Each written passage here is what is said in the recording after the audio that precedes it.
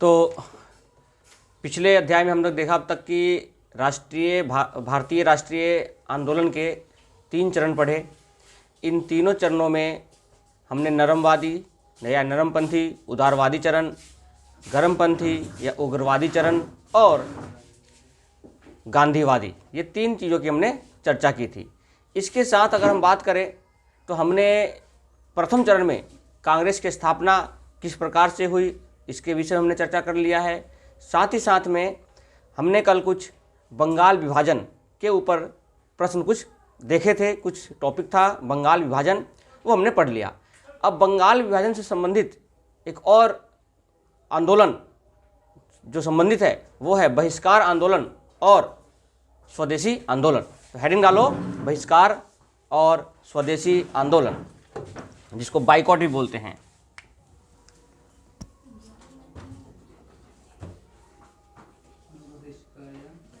बहिष्कार,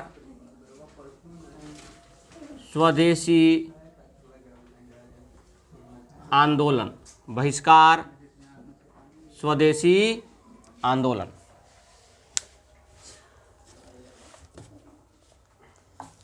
बंगाल मतलब स्वदेशी आंदोलन बंगाल विभाजन के से संबंधित है। चलो, तो बंगाल विभाजन जब हुआ तो भारतीयों में एक रोष तो पैदा हो ही गया, साथ ही साथ कुछ ऐसे धार्मिक परिवर्तन भी हुए, यहाँ पे राजनीतिक परिवर्तन भी हुए, जिससे क्या हुआ कि बंगाल के क्षेत्र में इसका बहुत अधिक प्रभाव पड़ा और पूरे भारत में एक राष्ट्रीय चेतना और बढ़ गई। यानी राष्ट्रवाद की भावना है वो और तेजी से बढ़ने लगा। तो वैसे पता था कि जितने भी धार्मिक आंदोलन या जो भी चीज़ें हुए वो मोस्टली सबसे प्रथम बंगाल से ही शुरू हुआ था। किससे शुरू हुआ था? बंगाल से। तो बंगाल वैसे भी राष्ट्रीय चेतना का गढ़ था। अंग्रेजों ने अगर कब्जा करना शुरू किया तो भी बंगाल था। यानी बंगाल एक ऐसा क्षेत्र है जहां पर हर एक चीज़ों को बढ़ावा मिला, हर एक चीज़ों की शुरुआत मोस्टली देखी जाए तो वहीं से है। तो बंगाल विभाजन से संबंधित कुछ शब्द थे, वो कुछ दिनांक थे, दिन थे, वो कौन से थे? तो हमने देखा कि 3 दिसंबर 1905 को क्या हुआ था?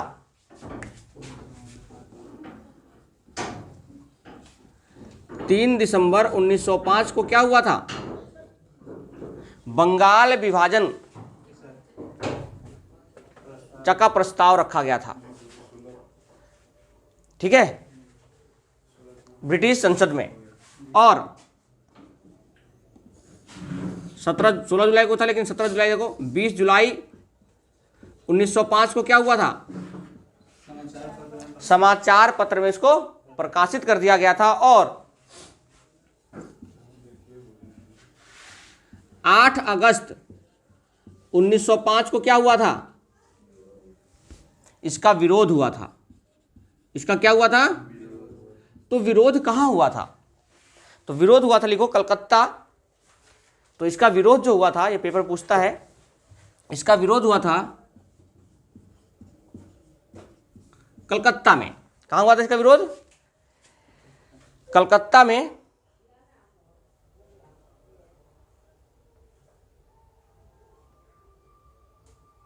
ठीक है, कलकत्ता में इसका विरोध हुआ। और कलकत्ता के किस जगह पे? तो मॉडल टाउन।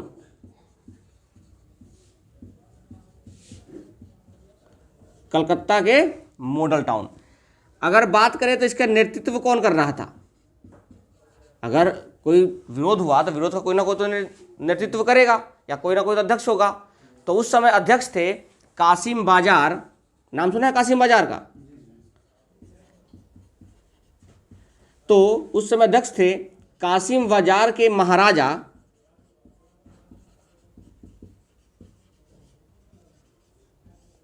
मविंद्र। कासिम बाजार के राजा मविंद्र नंदी। कौन थे? मविंद्र नंदी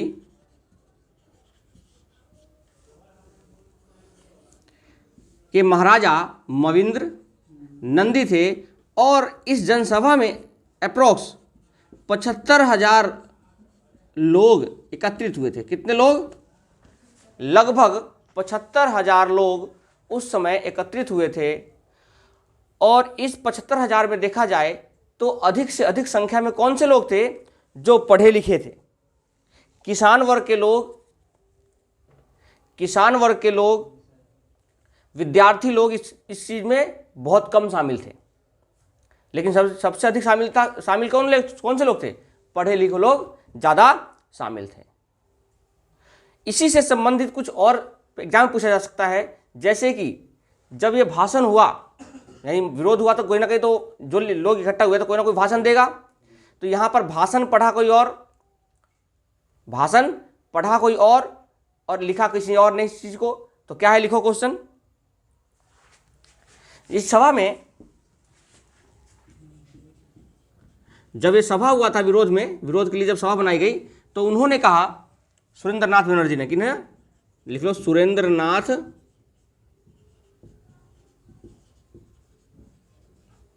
बनर्जी ने कहा कि एक फेडरेशन हॉल की स्थापना होनी चाहिए। किसकी हॉल की? फेडरेशन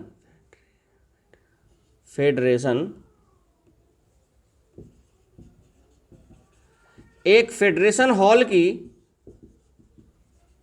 स्थापना होना चाहिए।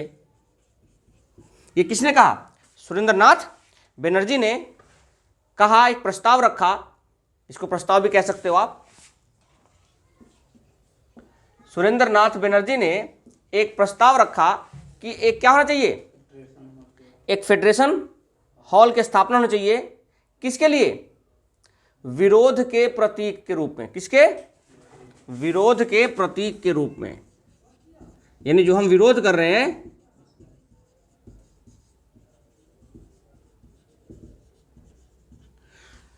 जब इन्होंने प्रस्ताव रखा, तो प्रस्ताव किसने रखा? सुरेंद्रनाथ बनर्जी ने। और जब 16 अक्टूबर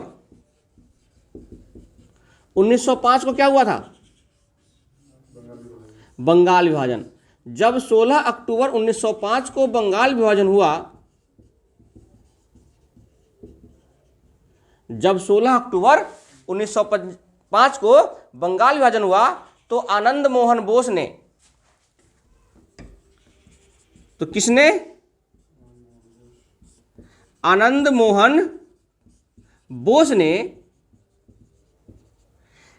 इस जो हमने फेडरेशन हॉल की स्थापना की थी, कि प्रस्ताव रखा था, उस प्रस्ताव को नींव में बदल दिया। यानी नींव रखी कि हाँ भाई, अब जो है फेडरेशन हॉल बनेगा। क्योंकि जिसके लिए हम विरोध कर रहे थे, विरोध किस लिए कर रहे थे? ये विरोध कर रहे थे भारतीय लोग, ताकि जो बंगाल का विभाजन है वो रद्द हो जाए। ये विरोध किस लिए कर रहे थे? बंगाल का विभाजन रद्द हो जाए। लेकिन भाई देखो, उन्होंने 20 जुलाई को अखबार में प्रस्ताव निकाल दिया था, कि 20 जुलाई को प्रकाशित कर दिया था उन्होंने कि अब बंगाल का विभाजन बहुत जल्दी हो जाएगा। अभी तक डेट नहीं आया था। और 8 अगस्त को उन्होंने 8 अगस्त को ये कहा, मतलब विरोध कहा लोगों ने, कि भाई ये बंगाल का विभाजन गलत है। तो जब विरोध कर रहे थे लोग, तो बंगाल विभाजन को रोकने के लिए उन्होंने कहा कि अगर हम कुछ स्टेप्स उठाए तो बंगाल का विभाजन क्या होगा? रद्द हो जाएगा। क्योंकि बहुत ज़्यादा लोग इकट्ठे हो गए थे बंगाल में, 75,000 लोग। तो वहाँ पर देखा गया कि विरोध से कोई फायदा नहीं हुआ, और जो स्थापना करने की मांग की थी, प्रस्ताव रखा था सुरेंद्रनाथ बनर्जी ने फेडरेशन हॉल की, वही 16 अक्टूबर को बंगाल विभाजन के समय आनंद मोहन बोस ने इसकी नींव रख दी। आनंद बोस ने इसको नींव रख दी। ठीक है। और इसी दिन मैंने आपको बताया था कि राखी दिवस मनाया गया था, शोक दिवस मनाया गया था। और इस विरोध के अंदर भाषण, देखो अब नींव किसने रखा था? लेकिन तबीयत खराब होने की वजह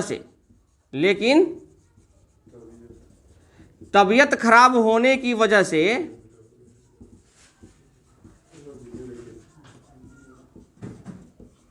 भाषण नहीं दे पाए। तबीयत खराब होने की वजह से आनंद मोहन जी क्या नहीं दे पाए?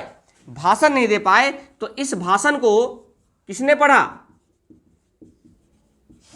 भाषण को सुरेंद्रनाथ बनर्जी ने भाषण को पढ़ा। क्या हो गया? भाषण को किसने पढ़ा? सुरेंद्रनाथ बनर्जी ने पढ़ा। ओके, चलो आगे देखो। तो भाषण को सुरेंद्रनाथ बनर्जी ने पढ़ा। तो बहिष्कार आंदोलन अभी शुरू नहीं हुआ है, अभी तक केवल हम उसकी चर्चा कर रहे हैं कि इसकी शुरुआत होती है कैसे, कहाँ से इसकी शुरुआत होगी। अभी लोग बंगाल विभाजन के ही चीज़ों के विरोध में उतरे हुए हैं सड़क पे, और कुछ ना कुछ स्थापना करने की बात कर रहे हैं। अभी तक कोई भी बहिष्कार और स्वदेशी आंदोलन नहीं हुआ कि बहिष्कार हो गए, स्वदेशी आंदोलन स्टार्ट हो गया, नहीं। अभी तक केवल और केवल बंगाल विभाजन के रद्द की प्रक्रिया को, उसका विरोध किया जा रहा है। तो इसी से संबंधित 2 अधिवेशन है बंगाल में। कांग्रेस जो बंगाल विभाजन है, आपको पता है कि बंगाल विभाजन हुआ तो उस समय कांग्रेस का अधिवेशन रुक गया था क्या?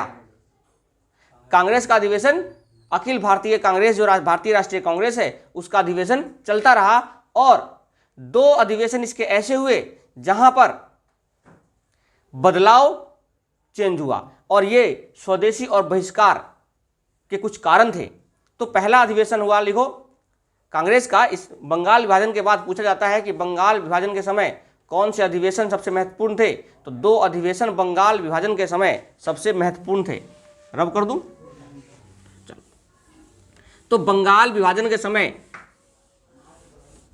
2 अधिवेशन सबसे महत्वपूर्ण थे। वो अधिवेशन है पहला बनारस अधिवेशन, कांग्रेस का बनारस अधिवेशन, लिखो।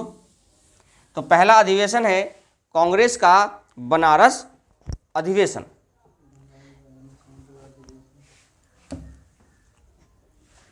कांग्रेस का बनारस अधिवेशन। देखो, इसके ऊपर भी सवाल बन सकता है, मैंने लिखवाया था वैसे। कांग्रेस का बनारस अधिवेशन। तो ये कांग्रेस का बनारस अधिवेशन हुआ था 1905 में, और इसकी अगर बात करें तो अध्यक्षता किसने की थी? गोपाल कृष्ण गोखले ने। इसकी अध्यक्षता किसने की? गोपाल कृष्ण गोखले। मैंने पिछले जब कांग्रेस का स्थापना पढ़ाया था उसमें महत्वपूर्ण अधिवेशन पढ़ाए थे, उसमें मैंने बताया था बनारस अधिवेशन 1905 में। अब क्या हुआ, ये स्वदेशी आंदोलन से जुड़ाव कैसे है इस चीज का, उसकी बात हम कर लेते हैं। तो लोग इसमें बंग भंग आंदोलन का विरोध कर रहे थे। बंग भंग का मतलब बंगाल विभाजन।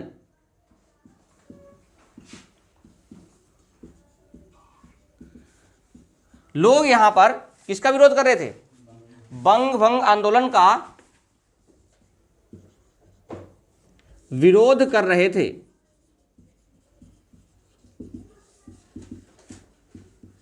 और यहीं पर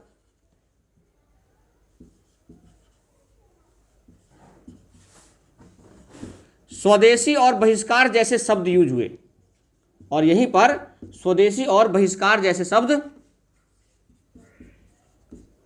प्रयोग हुए। और जब इसका प्रयोग हुआ स्वदेशी और बहिष्कार का, तो यहां पर आपको पता है कि उदारवादी चरण से उग्रवादी चरण यानी नरमपंथी चरण से गर्मपंथी चरण, यही का बदलाव था।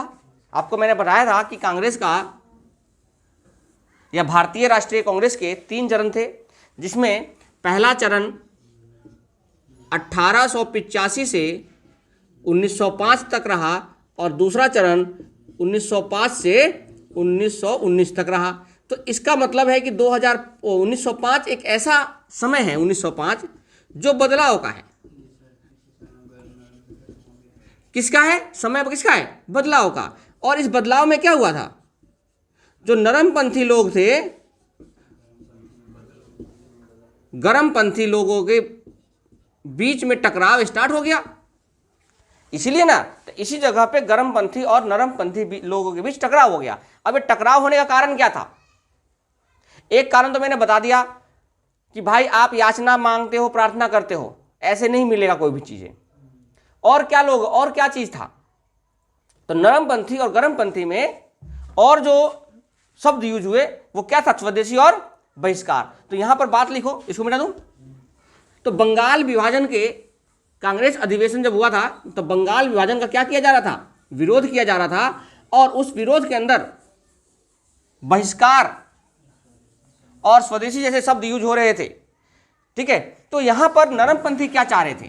क्योंकि अगर विरोध कर रहे थे तो कोई ना कोई नरमपंथी गर्मपंथी कहीं ना कहीं विरोध कर ही रहे थे इस चीज का।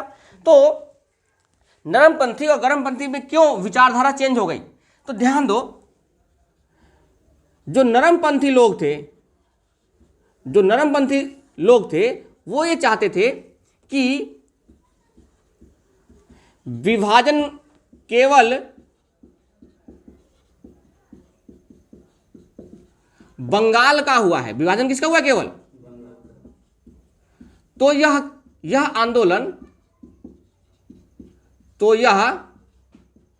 आंदोलन केवल बंगाल तक सीमित रहे, केवल। मतलब कि नरम दल के लोग चाह रहे थे कि हमारा जो विभाजन हुआ किसका हुआ है? बंगाल का। तो यह आंदोलन बाहर नहीं जाए। जो स्वदेशी और बहिष्कार जैसे आंदोलन अगर हम करेंगे, अभी प्रस्ताव रखा जा रहा है, स्टार्ट नहीं हुआ है अभी तक, केवल क्या है? अभी तक केवल बातें रखी जा रही है, अभी तक स्टार्ट नहीं हुआ है। तो उन्होंने कहा, नरमपंथी लोगों ने, कि यह बंगाल का विभाजन है, तो यह जो आंदोलन है यह केवल बंगाल में होना चाहिए, यह बाहर नहीं जाना चाहिए। और दूसरा, इन्होंने कहा कि हम अगर बहिष्कार करेंगे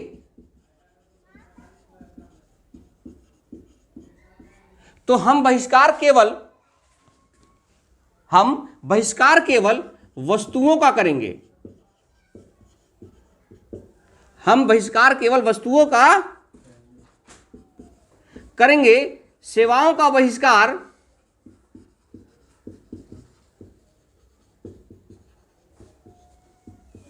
सेवाओं का बहिष्कार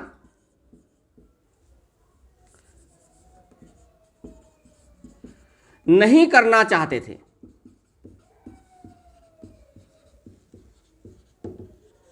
नरमपंथी के लोग ये चाहते थे कि केवल किसका बहिष्कार करेंगे? हम वस्तुओं का। और हम यहां पर केवल वस्तु का बहिष्कार करेंगे, लेकिन हम किसी भी अन्य चीजों का बहिष्कार नहीं करेंगे। अब देखो, बहुत सारी दिक्कतें भी आएंगे अभी, और एक एक चीज, भाई आप बोल तो देते हो, आप बोल देते हो, लेकिन उस चीज को समझेगा कौन? उसका असर क्या होगा? इनका भी अंदाजा नहीं था। गर्मपंथी लोगों ने चीजें तो बोल दी हर चीजें, लेकिन उसका अंदाजा उन लोगों को नहीं होता है। ठीक है, तो कहीं ना कहीं उस चीज को भी हमें अपने दुख में शामिल करना होता है। चलो, तो नरमपंथी के लोग क्या चाह रहे थे? बहिष्कार केवल। देखो, अब फूट इसलिए डर रहा है क्योंकि अब क्या है कि एक दूसरे की बात नहीं मानेंगे। भाई नरमपंथी जो लोग थे, नरमपंथी कह रहे थे कि हम किसका विभाजन करेंगे? वो बंगाल का विभाजन हुआ है केवल, तो हम केवल कहां तक सीमित रखेंगे? बंगाल तक। ये उनका कहना है नरमपंथी वालों का, क्योंकि नरमपंथी का मतलब क्या है कि आराम आराम से चीजों को सुलटाया जाए, ये नहीं कि सबको फैला दिया जाए चीजों को। तो वो चाहते थे कि जितना है उतना ही सीमित रहे। और दूसरा कहते थे कि वो वस्तुओं का बहिष्कार करेंगे, किसी सेवा का नहीं। सेवा का मतलब समझते हो? बैंक का बहिष्कार नहीं करेंगे। अरे बैंक का बहिष्कार करेंगे तो लोग भूखे मरेंगे, पैसा कहाँ से आएगा? नौकरी का व्यापार अगर वो करेंगे तो पैसा कहाँ से आएगा? ठीक है, विद्यार्थी लोग स्कूल कॉलेज नहीं जाएंगे तो किधर बढ़ेंगे? वो और शिक्षा की तरफ बढ़ेंगे। अगर शिक्षा नहीं होगा तो उनको कोई भी फिर वो कर देगा। तो इसलिए गोपाल कृष्ण गोखले और जो और नरमपंथी लोग थे इस चीज के विरोध में थे। ठीक है, लेकिन कुछ लोग ऐसे थे गर्मपंथी के जो इसका विरोध कर रहे थे, तो उनका क्या मतलब था उनको भी समझ लेते हैं। तो गर्मपंथी के लोग क्या चाह रहे थे? गर्मपंथी के लोग चाह रहे थे कि यह आंदोलन, गर्मपंथी के लोग चाह रहे थे कि यह आंदोलन राष्ट्रव्यापी हो, राष्ट्रव्यापी मतलब पूरे भारत में हो, पूरे राष्ट्र में हो, और बहिष्कार सेवा और वस्तुओं, बहिष्कार सेवाओं और वस्तुओं सभी चीजों का हो। ऐसा नहीं है कि हम केवल बहिष्कार करेंगे तो सेवाओं करेंगे, हम बहिष्कार केवल जो सेवा वस्तु है उसका करेंगे, नहीं, हम चाहते हैं कि दोनों चीजों का क्या हो, बहिष्कार हो। किसका बहिष्कार हो, दोनों चीजों का बहिष्कार हो। और जब यह प्रस्ताव पास हो गया तो पास किसके पक्ष में हुआ यह भी समझ लो। अब नरमपंथी और गरमपंथी के विचारधारा अलग अलग होने लगे, क्योंकि वो चाह रहे थे कि एक तो पहले ही आप याचना करते हो, आप चीजों को मांगते हो, आप बार बार प्रस्ताव रखते हो, लेकिन आपको मिलता कुछ नहीं है। इसलिए जो नरमपंथी के लोग थे ये कहते थे, लेकिन गरमपंथी वाले इसके हमेशा विपरीत हुआ करते थे कि आप अंग्रेजी सरकार से हमेशा कुछ ना कुछ मांगते हो, लेकिन वो आपको मिलता नहीं है। तो ऐसे अगर हम यहाँ पे भी अगर हम डटकर खड़े नहीं होंगे तो हमें आगे चलकर बहुत ज़्यादा दिक्कतों का सामना करना पड़ेगा, क्योंकि कांग्रेस की छवि अंग्रेजी सरकार के अंदर निम्न हो गई थी, बहुत ज़्यादा तुच्छ हो गई थी कि वो अब कांग्रेस को क्या नहीं दे रहे थे, महत्व नहीं दे रहे थे। और लॉर्ड कर्जन ने तो वैसे ही महत्व देना बंद कर दिया था, क्योंकि उसने कुछ वाक्य ऐसे कहे जिससे पता चलता है कि कांग्रेस क्या चाह रहे थे। और उन्होंने बंगाल विभाजन करके हमेशा धार्मिक चोट पहुंचाया है, हमेशा उन्होंने मुस्लिम और हिंदू को अलग कर दिया बंगाल विभाजन में ही, और हमेशा मुस्लिमों की तरफ ही उन्होंने कुछ शब्द कहे। ब्लूमफील्ड ने भी कहा था ना कि अंग्रेजी सरकार की दो पत्नियां हिंदू और मुस्लिम, लेकिन सबसे अधिक प्रिय कौन है, मुस्लिम है। तो ये कथन ये दर्शाते हैं कि जीवन में जिसका महत्व हो हम उसी के बारे में ज़्यादा चर्चा करते हैं। और लॉर्ड कर्जन भी मुसलमानों की तरफ ही थे, उन्होंने ये भी कहा था कि उनको जो मुगल काल में जो सब सुविधाएं नहीं मिली वो इस जगह मिलेगी। यानी कहीं ना कहीं वो हिंदू मुस्लिम को बढ़ावा दे रहे थे। क्यों बढ़ावा दे रहे थे, अभी आगे इसका कारण पता चल जाएगा आपको, कि जब बंगाल का विभाजन हुआ, स्वदेशी और बहिष्कार आंदोलन चल रहे थे, तो उस समय मुस्लिमों ने भी बहुत ज़्यादा बढ़ चढ़ कर भाग लिया था। जितने भी विरोध होकर सभा घटित हो रही थी उन सभी में मुस्लिम लोग बढ़ चढ़ कर भाग हो रहे थे। तो वो चाहते थे कि अगर मुस्लिम को यहाँ से ख़त्म कर दिया जाए, यहाँ से हटा दिया जाए मुस्लिम लोगों को, तो क्या होगा, हमारा जो आंदोलन है, ये जो आंदोलन चल रहा है, ये कुछ दिन बाद ही अपने आप थम जाएगी। लेकिन किसी को नहीं पता कि ये आंदोलन एक देश को स्वतंत्रता करवाने से पहले ये चैन लेने वाली नहीं थी। धीरे धीरे अलग अलग लोग आते गए, अलग अलग विचार के लोग आते गए और उस चीज़ को आगे प्रोसीड करते चले गए। तो यहाँ से नरमपंथी और गरमपंथी के दलों में विचार होने लगा। लेकिन अभी तक जो बंगाल का बनारस अधिवेशन है उसके अध्यक्ष कौन है, उसके अध्यक्ष कौन है, गोपाल कृष्ण।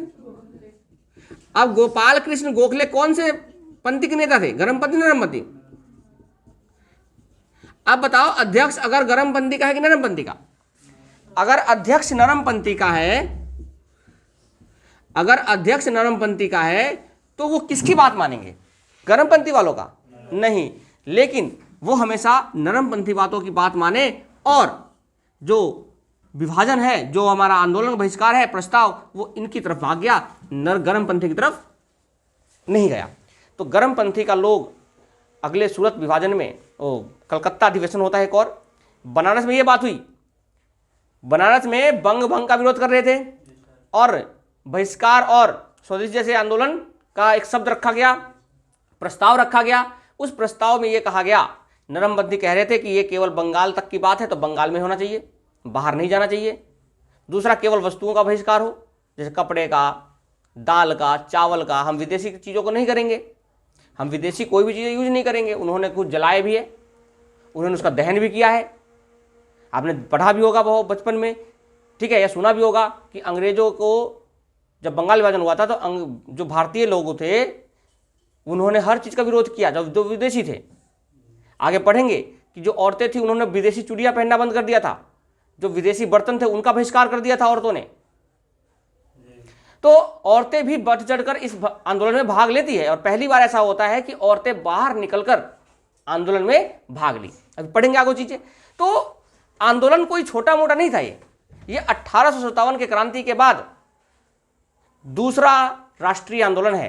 तो 1857 की क्रांति को राष्ट्रीय आंदोलन कहना अभी मुश्किल है। क्यों? अलग अलग लोग के अलग अलग विचार थे। आपने देखा होगा ना कि कुछ लोग कहते थे ये छोटा सा क्रांति था, ये आंदोलन नहीं था। राष्ट्रीय का मतलब होता है पूरे राष्ट्र में। क्यों नहीं था ये? क्योंकि लोग अलग अलग चीज़ें व्यक्त कर रहे थे अपनी चीज़ों को, लेकिन ये पूरे भारत में फैल चुकी थी, इसलिए इसको राष्ट्रीय आंदोलन कहा जाता है। दूसरा अधिवेशन होता है कलकत्ता। तो 1906 में 1905 में यह बात हो गई कि गर्मपंथी और नरमपंथी किस तरीके से अपने विचार रख दिए। अब इसी विचारधारा को नहीं मानने पर कलकत्ता अधिवेशन में क्या होता है, यह ध्यान दो। कलकत्ता अधिवेशन में क्या होता है, यह ध्यान दो।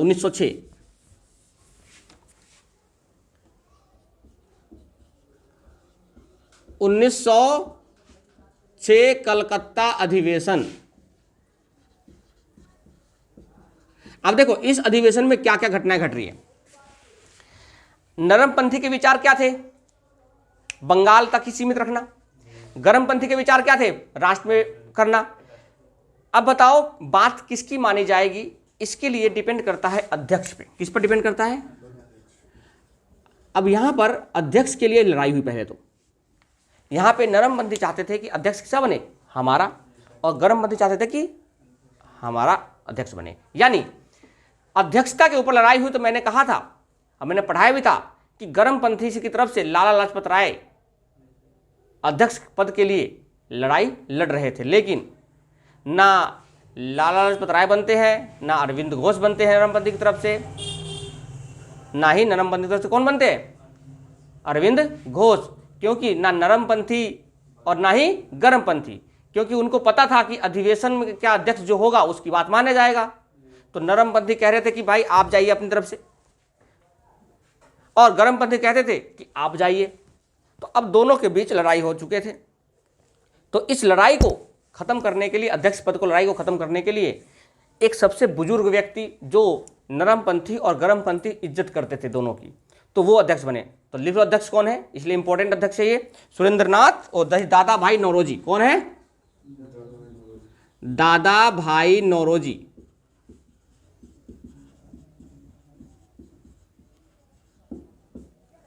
दादा भाई नौरोजी। और दादा भाई नौरोजी बहुत ज़्यादा, इसलिए इनको grand old man of India बोलते हैं। सबसे बूढ़े व्यक्ति थे, सब इनकी इज्जत करते थे, चाहे नरमपंथी हो चाहे। तो उन्होंने कहा कि इसका अध्यक्ष कौन बनाया जाए अब, ताकि सब चीज़ों को शांत किया जाए।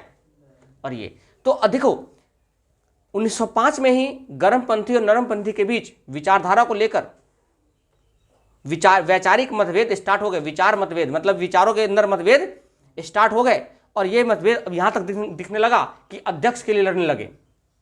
इसलिए किसी ने कहा भी था कि कांग्रेस के लोग किसके भूखे हैं? पद के भूखे हैं। तो ये शब्द जो कहे गए थे ये इसी दौरान कहे गए थे, क्योंकि उनको कहीं ना कहीं ये चीज लग रहा था कि कांग्रेस के लोग किसके भूखे हैं?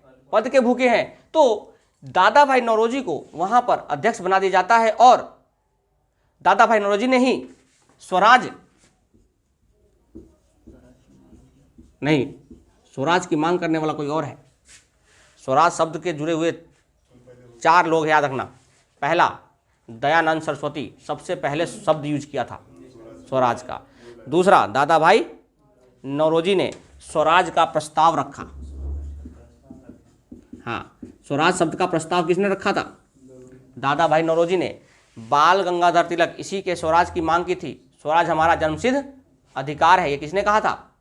बाल गंगाधर तिलक। और पूर्ण स्वराज कब मनाया गया था? लाहौर अधिवेशन 1929 में। ठीक है ना। तो ये स्वराज से संबंधित 4 बातें हैं, आपको ध्यान रखना है। तो यहां पर स्वराज से संबंधित क्या कहा था? स्वराज की मांग की थी। ठीक है, यानी प्रस्ताव रखा था। प्रस्ताव मतलब क्या? मांग एक तरह से रखा गया। और स्वराज का मांग करने वाला कौन, या प्रस्ताव रखने वाला कौन थे?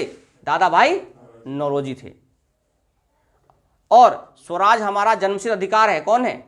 बोलो। बाल गंगाधर तिलक थे। और एक पूर्ण स्वराज का प्रस्ताव रखा गया था 1927 के अधिवेशन में, लेकिन पारित कब हुआ था? 29 में।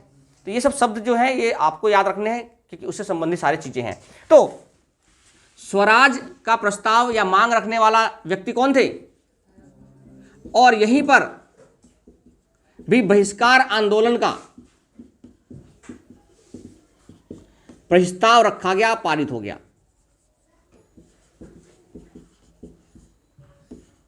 प्रस्ताव रखा गया, ठीक है। बहिष्कार आंदोलन का क्या रखा गया? यहां पे प्रस्ताव रखा गया। और इसी प्रस्ताव के बीच में कर्मपंथी और नरमपंथी के लोग आपस में क्या करने लगे? मतभेद, वैचारिक मतभेद करने लगे।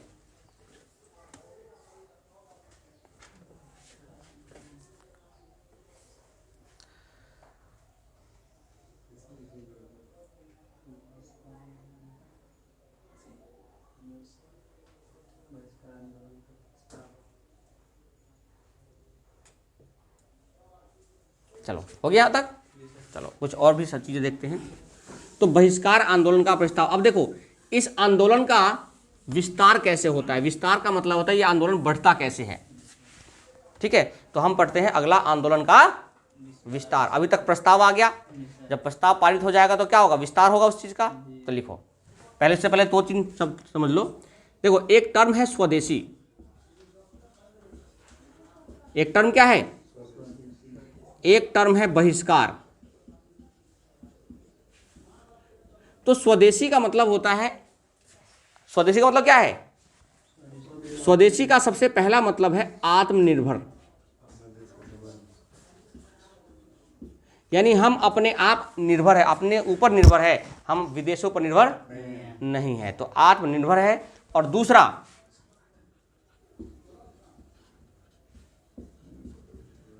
अपने देश का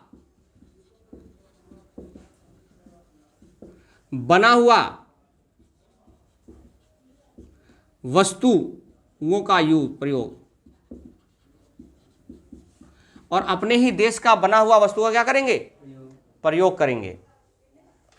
और बहिष्कार का मतलब क्या है? विदेशी वस्तुओं का बहिष्कार।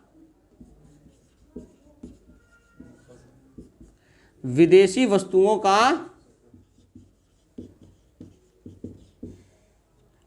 का प्रयोग से मना, है ना। विदेशी वस्तुओं के प्रयोग का मना या त्याग कह सकते हो आप। प्रयोग से मना या त्याग। अब एक शब्द आता है कि ये त्याग एक शब्द किसने दिया? विदेशी वस्तु का बहिष्कार करेंगे। तो लिख लो किसने दिया, किसने कहा था? कृष्ण कुमार मित्र ने इसका प्रस्ताव रखा था बहिष्कार का। तो प्रस्ताव रखा था इसका कृष्ण कुमार मित्र ने, इसका क्या रखा? प्रस्ताव रखा, ठीक है। एक है बंग भंग आंदोलन, उससे भी संबंधित, जो बंगाल विभाजन है उसमें किसी ना किसी को सपोर्ट भी किया था और किसी ने विरोध भी किया था। तो वो शब्द भी आपसे पूछ लिया जाता है। तो लिखो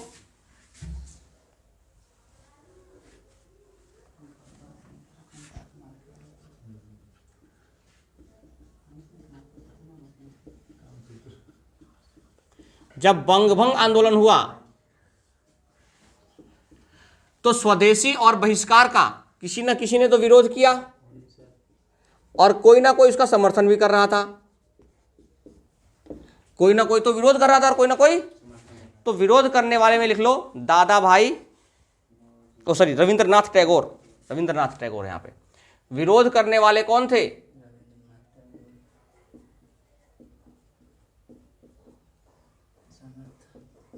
रविंद्रनाथ टैगोर द्वारा लिखी गई 2 राष्ट्रगान बता सकता है कोई? और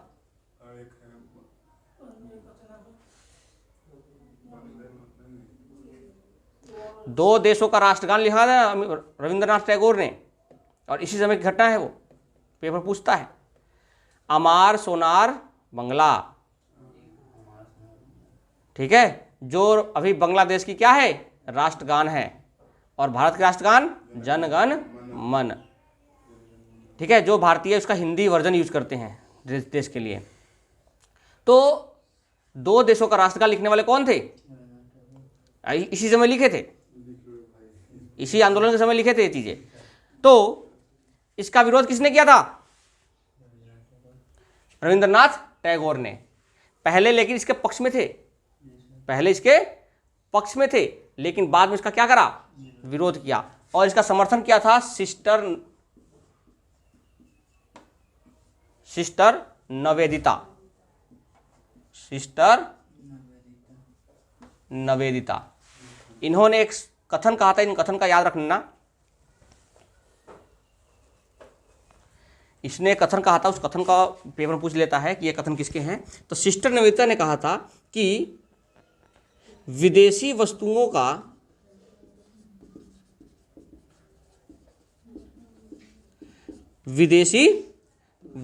का प्रयोग गौ हत्या के समान है।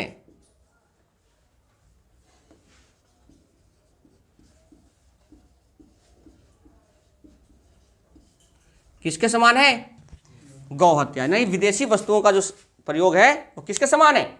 गौ हत्या के समान है। उन्होंने एक शब्द कहा, यानी बहिष्कार और स्वदेशी के बीच बहुत, बंगाल विभाजन के बीच एक बहुत गहरा रिश्ता है। इन चीज़ों को अगर कहानी के तौर पर समझोगे तो आप धीरे धीरे उन चीज़ों को याद करने की जरूरत नहीं है, आप उसको समझ के रखोगे। और कहानी देखना, आपके पेपर में इतने अच्छे तरीके से आएंगे कि आप उस चीज़ का आंसर कम से कम ऑप्शन हटा के कर सकते हो। जी,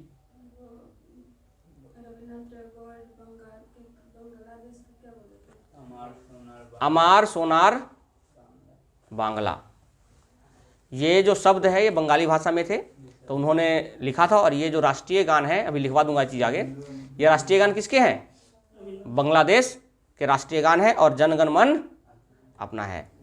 तो पूछा जा सकता है कि ये कब लिखे गए? तो ये बंगाल विभाजन के समय ही लिखे गए थे। चलो आगे लिखो।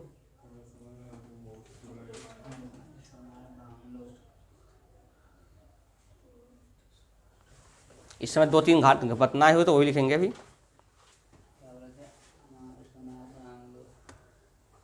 चलो भांग लो।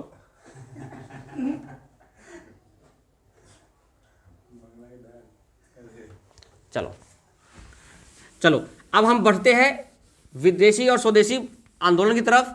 क्या हुआ था, कैसे चीजें हो रहे थे। तो ये शब्द अब हमने देख लिया किसने कहा, क्या मतलब था इस चीज का। तो इसकी शुरुआत होती है महाराष्ट्र, पुणे से। कहाँ शुरुआत होती है स्वदेशी आंदोलन की? महाराष्ट्र में एक जगह है पुणे से। और इसकी शुरुआत करते हैं बाल गंगाधर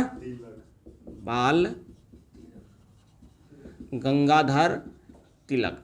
बाल गंगाधर तिलक को इसी समय के बाद 6 साल का जेल हो गया था। 6 साल का जेल, कुछ समय के बाद इनको 6 साल का जेल हुआ और 6 वर्ष का जेल हो गया। और जेल होने के बाद जब ये वापस आए तो इन्होंने होम रूल की स्थापना की। ठीक है, तो इसके ये शुरू कहाँ से हुआ? बाल गंगाधर तिलक ने इसका शुरू किया और स्वदेशी वस्तुओं की सभा की स्थापना की। और इन्होंने क्या किया?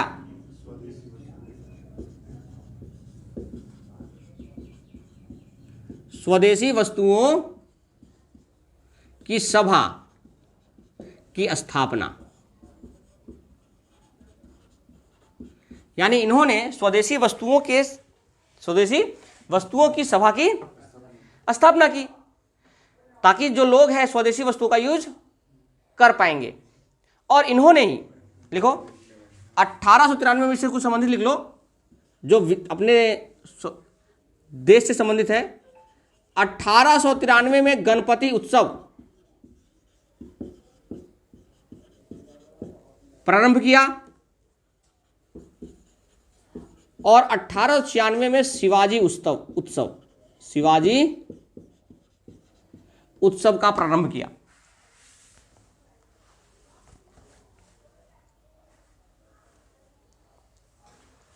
ठीक है, अब ऐसा क्यों किया इन्होंने? देखो यहां पे ध्यान दो, कितने लोग राजनीतिक थे, कितने लोग धार्मिक थे, इस चीज की करते हैं।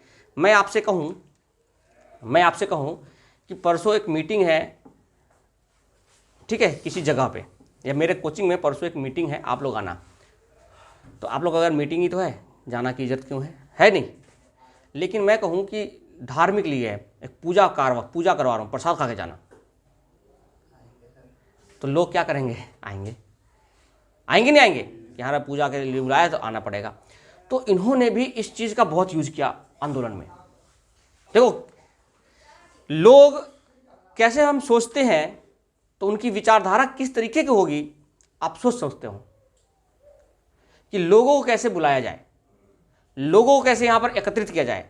क्योंकि आंदोलन में अगर लोग नहीं होंगे तो अकेला कोई चल देगा क्या आंदोलन लेकर? तो लोगों को बुलाने के लिए उन्होंने बहुत सारे क्या करा,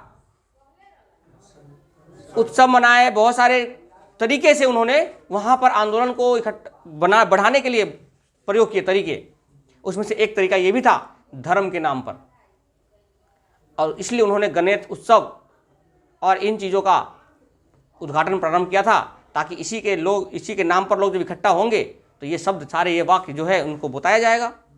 आज भी अगर कोई पर्व होता है तो सभी लोग इकट्ठा हो जाते हैं एक जगह पे, उसके बाद आप बोलो जी आप सुनिए, तो आप सभी सुनेंगे फिर उस बात को। तो इसीलिए कोई ना कोई फंक्शन करके उस चीज़ों को बुलाया जाता था। तो इसका उपयोग किस लिए करते थे वो? इसका उपयोग किस लिए करते थे? आंदोलन को बढ़ाने के लिए। ठीक है, आगे लिखो। महाराष्ट्र में किसने किया था? ऐसे पूछता है दिल्ली, मद्रास, ये नाम याद रखना बस, और बंगाल, पंजाब सॉरी। दिल्ली में किया था सैयद हैदर रजा। सैयद हैदर रजा, इन्होंने दिल्ली में स्वदेशी आंदोलन का बहिष्कार करवाया था। मद्रास में चिदम्बरम पिल्ले,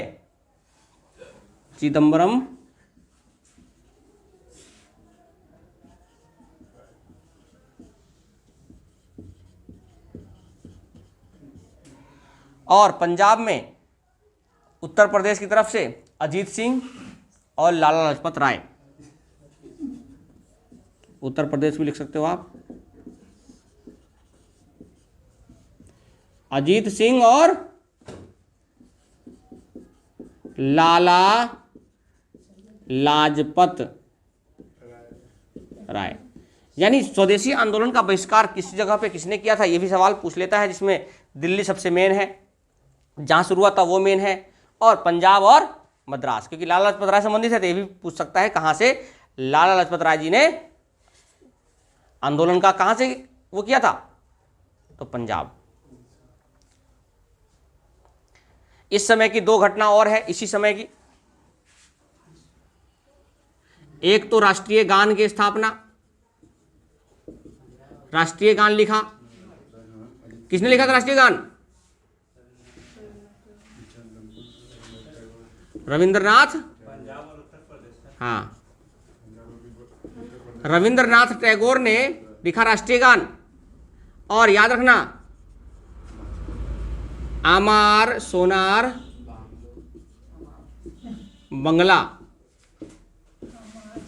ये किसके शब्द है? ये राष्ट्रीय गान है बांग्लादेश का। अभी किसका है? उस समय केवल बंगाल के लिखे थे, बांग्लादेश का राष्ट्रगान। और दूसरा क्या है? जनगण, राष्ट्रीय गान ऐसे होगा ना, नहीं ऐसे, जनगण मन किसका है? ये भारतीय राष्ट्रगान,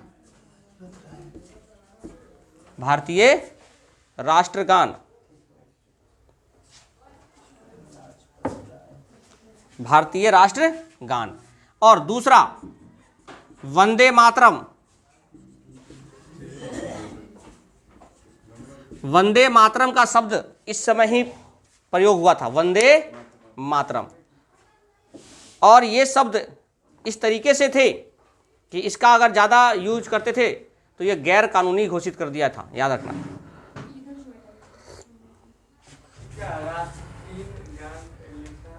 हैं? अच्छा, राष्ट्रीय गान। राष्ट्रीय गान लिखा रविंद्रनाथ टैगोर।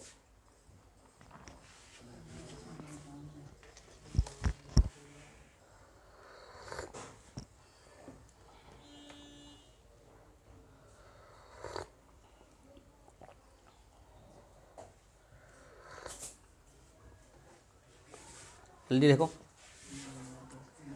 तो बंगाल विभाजन में स्वदेशी और बहिष्कार आंदोलन का किस तरीके से प्रभाव पड़ता जा रहा है, किस तरीके से राष्ट्रीय गान की, ठीक है, राष्ट्रीय गान बना और स्वदेशी वस्तुओं का किस तरीके से यूज हो रहा है, इन सभी चीज़ों की चर्चा हमने यहाँ पे कर लिया। और लिख लेना, वंदे मातरम को गैर कानून घोषित कर दिया था, गैर कानूनी है ये बोलना, ठीक है। उस समय अगर कोई बोलता था, कोई अगर यंग, तो इसको क्या कर दिया गया, गैर कानूनी घोषित कर दिया गया। इस पर तो और भी चीज़ें हैं आंदोलन के ऊपर, अभी बताऊंगा आगे चल के। अभी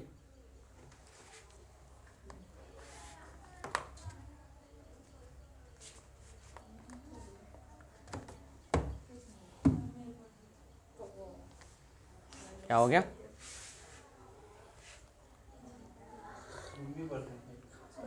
चलो। तो अभी तक हमने क्या क्या पढ़ा कि राष्ट्रीय गान के 2 अधिवेशन में किस तरीके से चीज़ों को बढ़ावा मिला।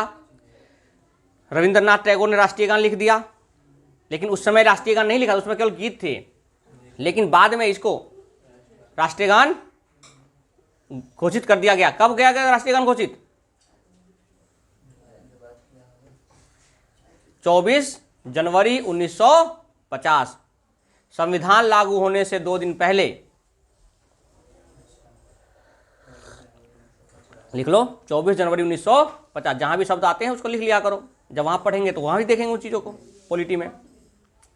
24 जनवरी 1950 को यह घोषित किया गया था। राष्ट्रीय गान और राष्ट्रीय गीत दोनों, भारत का राष्ट्रीय गान और भारत का राष्ट्रीय गीत दोनों कब लिया गया था? 24 जनवरी 1900।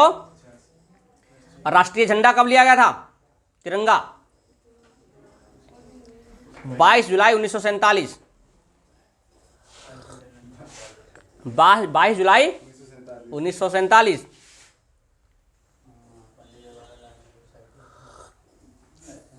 चलो, यहां तक हो गया। अब लिखो देखो इसकी क्या क्या विशेषताएं थी जो आपसे पूछ सकता है। लिखो विशेषताएं।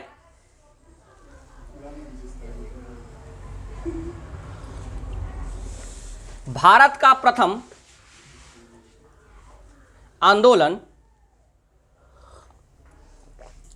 भारत का प्रथम आंदोलन जिसे राष्ट्रीय आंदोलन कहा गया। मान लो कथन में देता है कि कौन से कथन स्वदेशी आंदोलन बहिष्कार आंदोलन से संबंधित है, तो अगर कहता है कि भारतीय राष्ट्रीय आंदोलन है तो सही है गलत है? तो प्रथम भारतीय राष्ट्रीय आंदोलन है ये।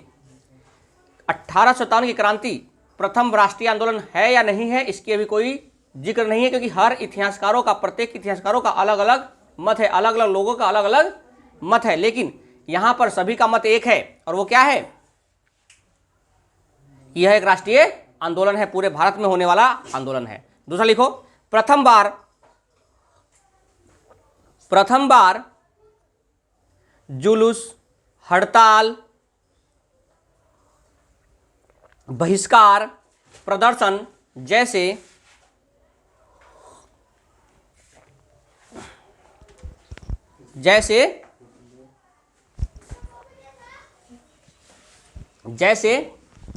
तरीके प्रयोग किए गए, जैसे तरीके प्रयोग किए गए।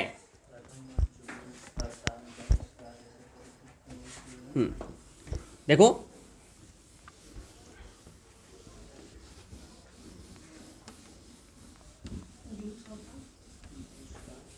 चलो लिख देता हूं यहां पर। विशेषताएं।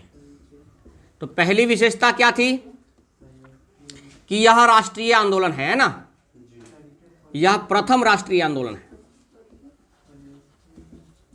यह प्रथम राष्ट्रीय क्या है, आंदोलन है। दूसरा, प्रथम बार जुलूस, बहिष्कार, हड़ताल जैसे तरीके यूज हुए, तरीके प्रयोग किए गए। आप बताओ, क्या इससे पहले कोई ऐसा युद्ध मैदान जिसमें लोगों ने हड़ताल किए हो,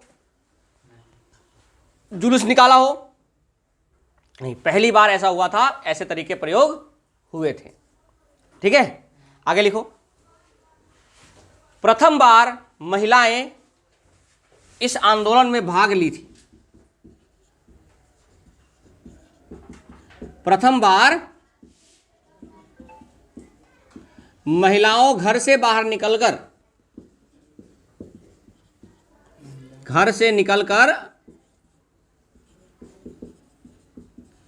आंदोलन में भाग लिया था। गेट बंद करो, गेट,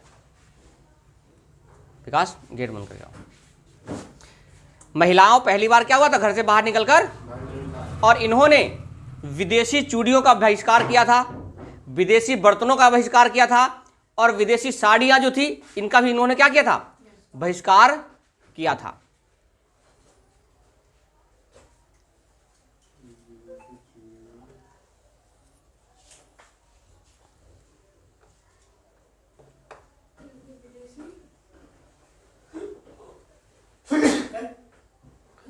ठीक है, यहां तक लिख लिया। चलो आगे देखो। प्रथम बार लिखो, विद्यार्थी, किसान और मजदूर वर्ग के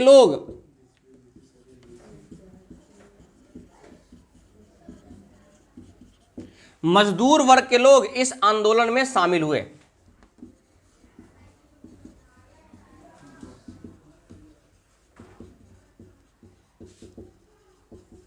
मजदूर वर्ग के लोग इस जगह पे शामिल हुए। ठीक है, एक घटना और है, वासी साल की घटना। ठीक है, सम्मेलन हुआ था जहां पे लोगों के ऊपर लाठी चार्ज किया था, लेकिन लोग हटे नहीं थे। ठीक है, तो इतने लोग डर मन से खत्म कर दिया कि अब हम नहीं डरेंगे किसी भी यातनाएं से। चलो आगे लिखो। नरमपंथी, यहां पे इस आंदोलन से क्या हुआ था, नरमपंथी विचारधारा बदलकर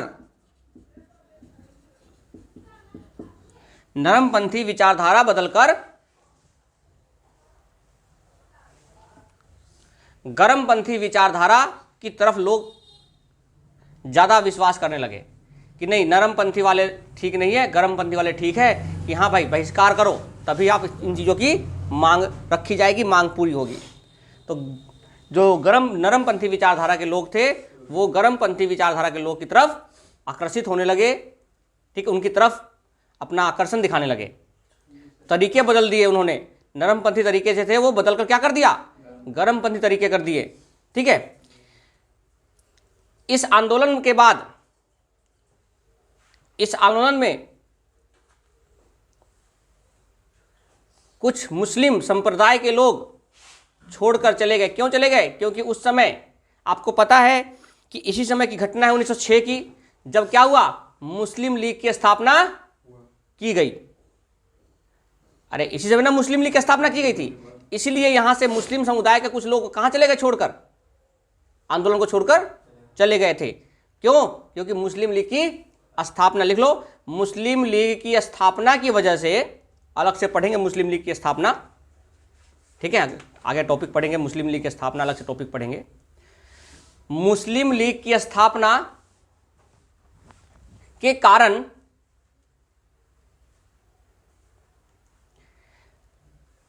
कांग्रेस के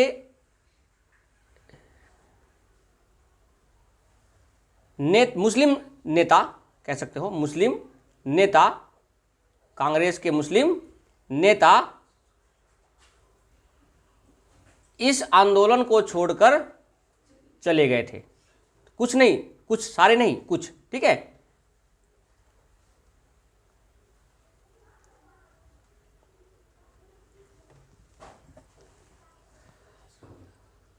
ठीक है, और लिखो, लोगों के मन से लाठी डंडे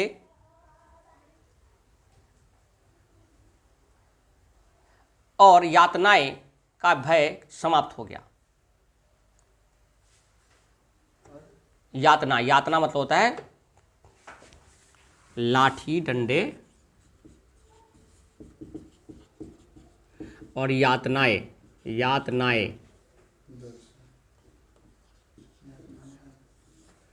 का डर समाप्त हो गया। और महात्मा गांधी ने इसको, ये लिख लो ये सब चीजें, महात्मा गांधी ने इसको सत्याग्रह के रूप में, महात्मा गांधी ने इसको सत्याग्रह के रूप में प्रयोग किया था।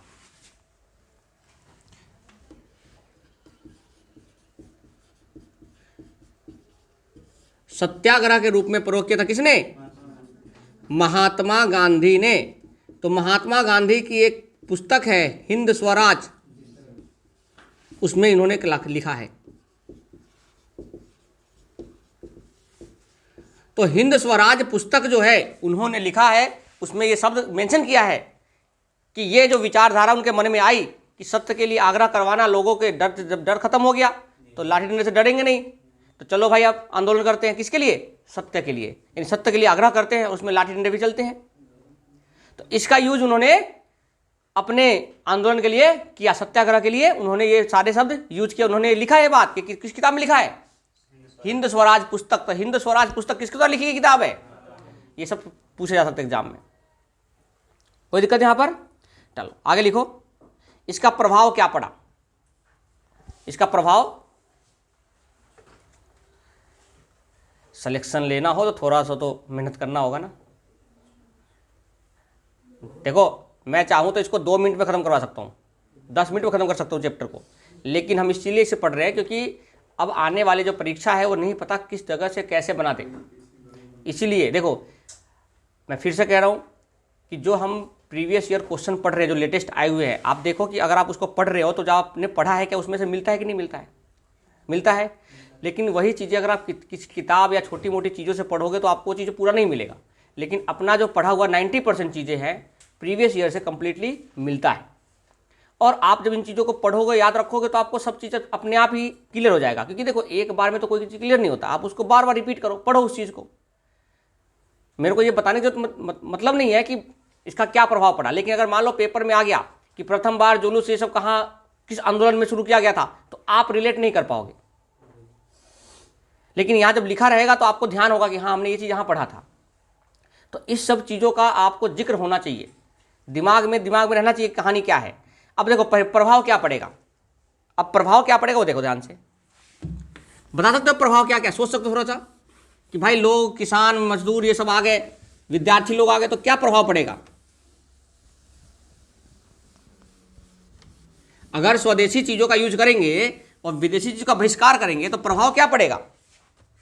चलो आप बताओ, आप घर में बोलोगे नहीं मैं तो घर का ही बना हुआ दाल चावल और ये सब खाऊंगा, तो खेती तो करनी पड़ेगी ना, या बिना खेती के खा लोगे? यानी इसका प्रभाव पड़ा उद्योग धंधों पर, कि उद्योग धंधे लगाए गए, नए नए उद्योग धंधे लगाए गए। चलो मैं ज़्यादा डीप में नहीं जा रहा, अब तुम ऊपर कर लो, लिखो प्रभाव क्या हुआ?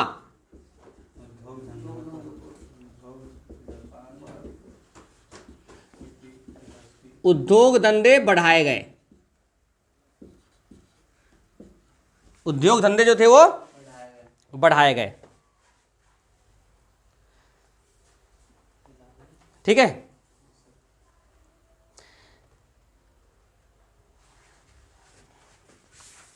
दूसरा प्रभाव क्या पड़ा, जब स्वदेशी चीजें खत्म हो गई, जब स्वदेशी आंदोलन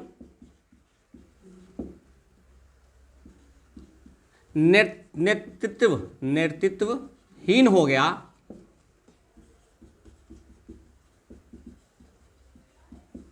तो लोग क्रांतिकारी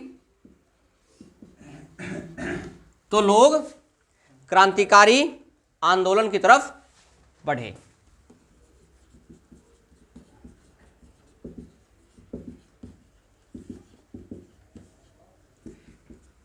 ठीक है,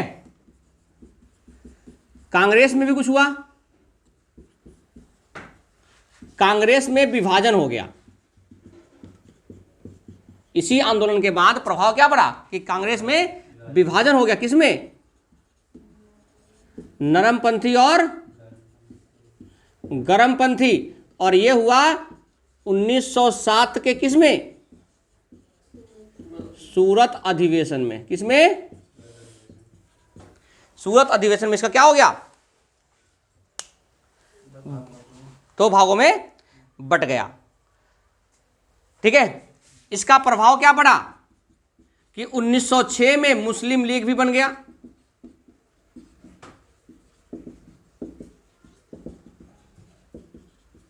इसमें दो व्यक्ति नाम हमेशा याद रखना, कौन कौन थे,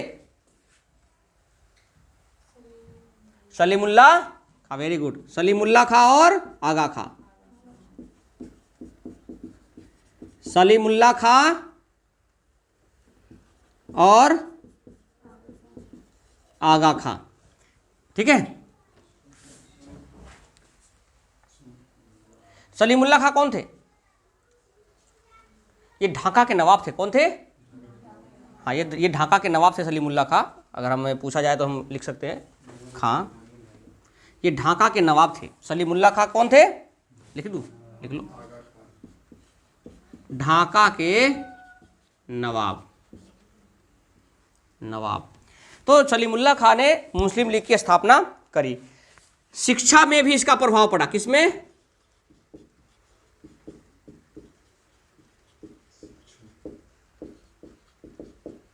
शिक्षा में प्रभाव क्या पड़ा, ध्यान दो यहां पे, ये महत्वपूर्ण बात है हम सब के लिए। जब बहिष्कार आंदोलन, स्वदेशी आंदोलन चल रहे थे, तो युवा लोग भी बढ़ चढ़कर भाग ले रहे थे। युवा लोग भी बढ़ चढ़कर भाग ले रहे थे। तो जो युवा कॉलेजों में पढ़ते थे, उन्होंने कॉलेजों का बहिष्कार करना शुरू कर दिया, विश्वविद्यालय का बहिष्कार करना शुरू कर दिया। तो अंग्रेजों ने वंदे मातरम को यहीं पर अवैध घोषित किया था कि जो भी अगर बोलता पाया जाएगा उसको गैर कानूनी है। दूसरा, शिक्षा के क्षेत्र में इसका क्या बड़ा प्रभाव क्या पड़ा कि जो लोग इसका बहिष्कार कर रहे थे, जो विद्यार्थी इसका बहिष्कार कर रहे थे, अगर वो पकड़े जाते तो सबसे पहले, पकड़े जाने से पहले की बात बता रहा हूं, पकड़े जाने से पहले जो विश्वविद्यालय है ना, उन्होंने एक फरमान निकाला कि क्या, कि जो भी विश्वविद्यालय हैं उसके अंदर जो कॉलेज आते हैं, उन कॉलेज के लोगों, उन कॉलेज के जो प्रिंसिपल है या जो उसके हेड है, उससे ये कहा गया फरमान कि अपने विद्यार्थियों को समझाइए कि ये आंदोलन में भाग न ले, अन्यथा आपके स्कूल की जो सदस्यता है वो रद्द कर दी जाएगी। उन्होंने फरमान में लिख दिया, अगर किसी भी विद्यालय के विद्यार्थियों की अगर ये बात निकल के आती है तो उस विद्यालय का जो सदस्यता है वो ख़त्म कर दिया जाए।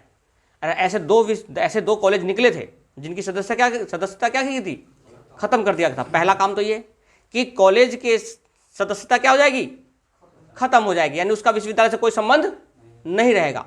दूसरा क्या हुआ कि जो विद्यार्थी पकड़ा जाएगा या जिस विद्यार्थी का नाम आ गया उसका नाम लिख कर रखा जाएगा और भविष्य में सरकारी नौकरी के लिए वो एलिजिबल नहीं होगा।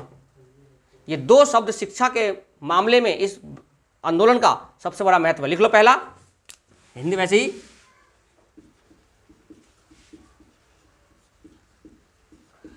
कॉलेज की सदस्यता समाप्त क्या हो जाएगा। कहानी सबको पता चल रहा है, कहानी सबको पता चल गया क्या है। कहानी यह है कि सदस्यता क्या हो जाएगी, समाप्त कर दी जाएगी, और जो विद्यार्थी और विद्यार्थी को सरकारी नौकरी से वंचित रखा जाएगा।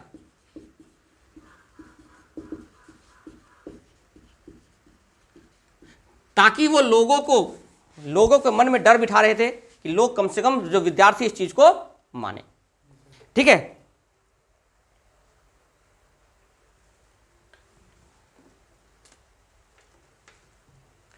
और इसी समय राष्ट्रीय शिक्षा का गठन हुआ था। लिखो, राष्ट्रीय शिक्षा का गठन, यही लिख लो।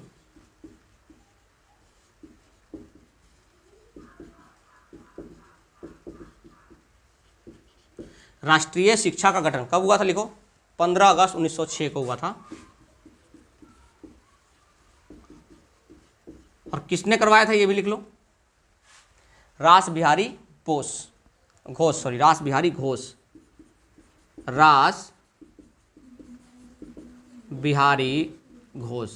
बिहारी घोष ने। इन्होंने शिक्षा कोष की भी स्थापना की थी। इसी समय शिक्षा कोष मतलब समझते हो, जहां पैसा रखा जाता है, इकट्ठा किया जाता है कोई चीजें, कोष। तो इसी समय शिक्षा कोष की स्थापना हुई थी। शिक्षा कोष की स्थापना हुई थी। क्यों हो रही थे? क्योंकि इसी समय भाई स्वदेशी चीजों का आंदोलन था। तो लोग चाह रहे थे कि शिक्षा, अगर विद्यार्थी लोग अगर अंग्रेजी शिक्षा का जो कॉलेज छोड़ देंगे तो कहाँ जाएंगे पढ़ने? कहीं ना कहीं तो पढ़ने जाएंगे। तो उसी लिए शिक्षा समिति का वो हुआ और भारतीय शिक्षा में इसका विस्तार करना शुरू हो गया। आपने देखा होगा कि मदन मोहन मालवीय ने नाम बनाया था, बनारस हिंदू, BH उन्हीं का बनाया गया है। तो उस समय हिंदू को बढ़ावा देने के लिए शिक्षा का हिंदू विश्वविद्यालय, हिंदू की तरफ से जो यानी भारतीय विश्वविद्यालय की तरफ से बनाए जाने के लिए उन चीज़ों को आगे बढ़ाया गया। BHU, बनारस हिंदू यूनिवर्सिटी विश्वविद्यालय। ठीक है, तो ये सब इसलिए बनाए गए ताकि भारतीय लोगों को अपने ही देश के संस्था से पढ़ने का मौका मिले, क्योंकि वो विदेशी चीज़ों का क्या कर रहे थे? बहिष्कार कर रहे थे, वो सदस्यता भी रद्द कर चुके थे। एक व्यक्ति है, लिख लो इसी संबंधित,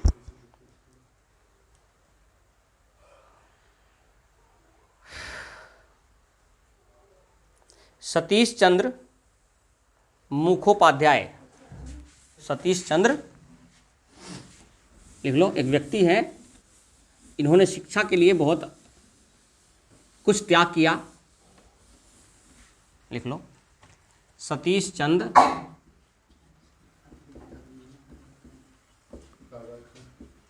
मुखोपाध्याय,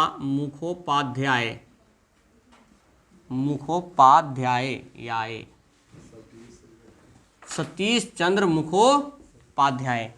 ये बड़ौदा के रियायत में, ध्यान रखना, सतीश चंद्र मुखोपाध्याय, बड़ौदा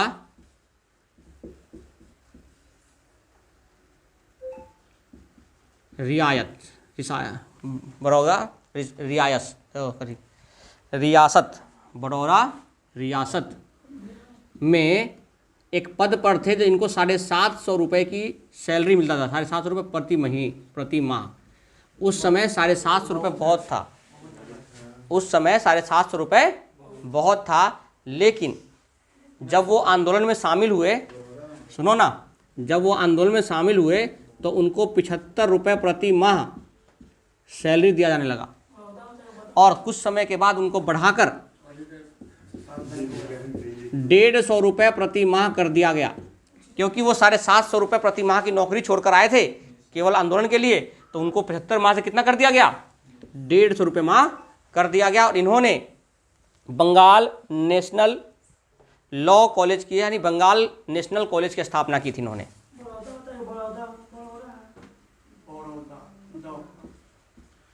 और इन्होंने बंगाल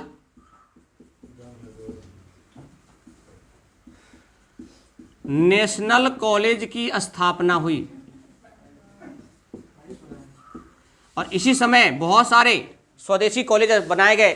बंगाल टेक्निकल, हर चीज़ बंगाल में बन रहा था। बंगाल टेक्निकल कॉलेज, ठीक है, ये सारी चीज़ें उस समय बनाए गए थे, लेकिन ये ध्यान रखना था मुखोपाध्याय का नाम, क्योंकि ये बड़ौदा में अच्छी रियासत के पोस्ट पर, अच्छे पोस्ट पर थे, जहाँ पर उनको 7.5 रुपये प्रति माह मिलता था, लेकिन यहाँ जब आए तो उनको 75 रुपये से 150 रुपये प्रति माह मिलने लगा। ठीक है, चलो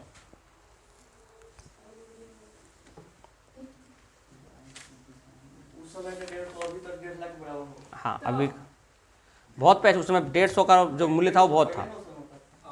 तो ऐसे बहुत सारी घटनाएं हैं जो स्वदेशी आंदोलन का प्रभाव पड़ा। तो अगले वीडियो में मिलते हैं फिर से।